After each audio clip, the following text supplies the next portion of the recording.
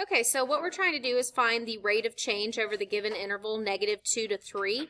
Remember, both numbers that they give you are going to be your x values. It's your job to locate your y values, and we're going to use the formula that was given. So I've got -2 and 3.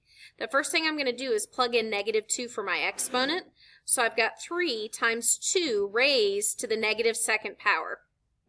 Anytime you've got a negative exponent, remember to send it to your denominator. So this is going to turn into 1/4, and you're multiplying that by 3. So your first ordered pair is -2 and then 3/4. Now I'm going to do the same thing with my 3. Plug it in for your exponent. So 3 times 2 to the 3rd power, and 3 times 8 is going to give you 24. Now I'm going to use my slope formula to find the rate of change. So I have 24 subtract 3/4 all over 3 minus a -2.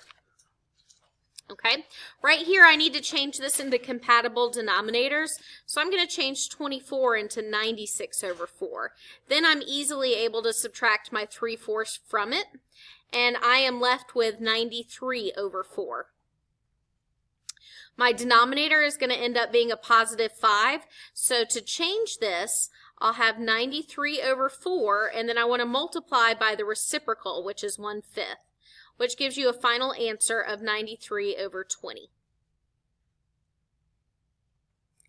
All right, in this next section, we're going to convert all of these into just normal regular numbers without exponents in them.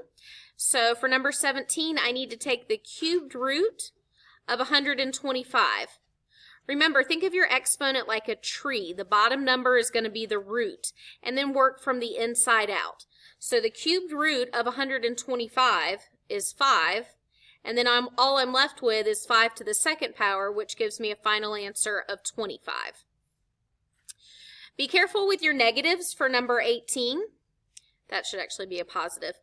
So I'm going to do the square root of 16, and I'm raising that to the 3rd power. But since it was negative, I'm going to go ahead and just scooch that down to my denominator.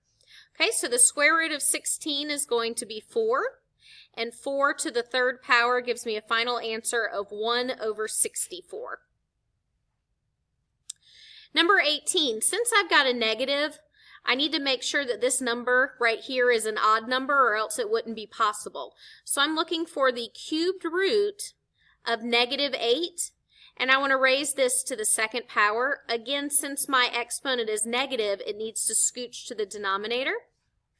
So the cubed root of -8 is going to be -2, and -2 raised to the 2nd power is going to give you a final answer of 1/4.